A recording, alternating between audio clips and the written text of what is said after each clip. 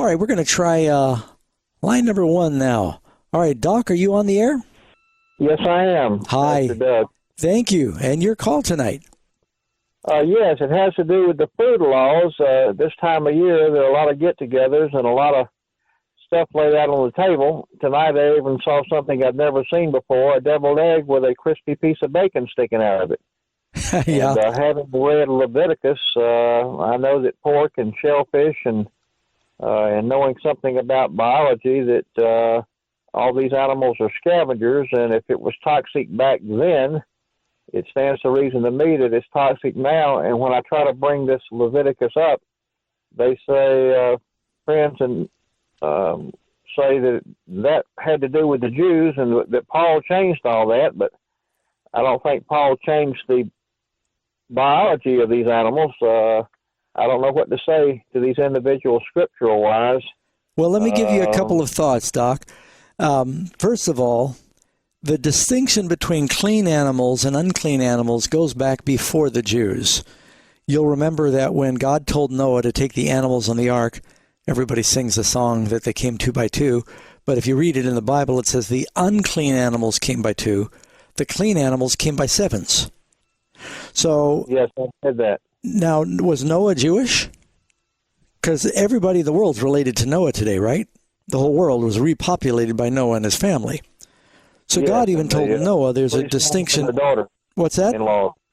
The 3 sons and the daughter-in-laws. That's right. And so everybody's related to Noah. So if God made a distinction between clean and unclean for Noah, then, well, you would think that it still applies today.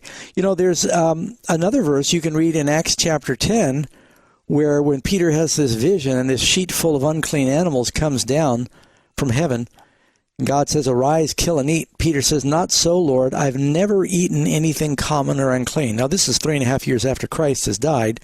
Peter still says, we've never eaten anything unclean. And he never does take anything from the sheet.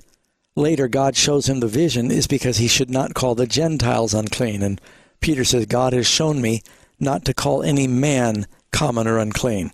So the vision had nothing to do with food, and yet Peter says, I've never eaten anything unclean.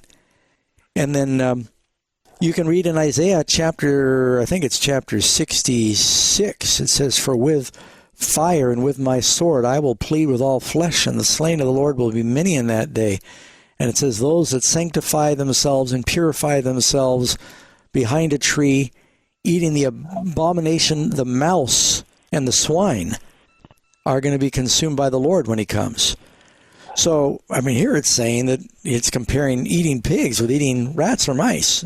So, you know, they are scavengers. In spite of what some people say, that, you know, you can just pray over it now in the New Testament, whatever you pray over is clean. That's really not a very strong argument, because no parent would accept that from their child. Their child cannot eat ice cream sundae for breakfast and say, but I'm just going to pray over it. We all know that you can't mock God. You're going to sow what you reap. And whatever you eat, there's consequences for what you eat. The verses where Paul talks about praying over your food, it has nothing to do with pork. Pork is never mentioned in those verses. Paul is talking about things sacrificed to idols. We don't have to worry about that. If you eat food in a Chinese restaurant and they got a Buddhist statue in the restaurant, doesn't mean your food is going to suddenly be spirit-possessed. That's what Paul's talking about. They had those concerns back then.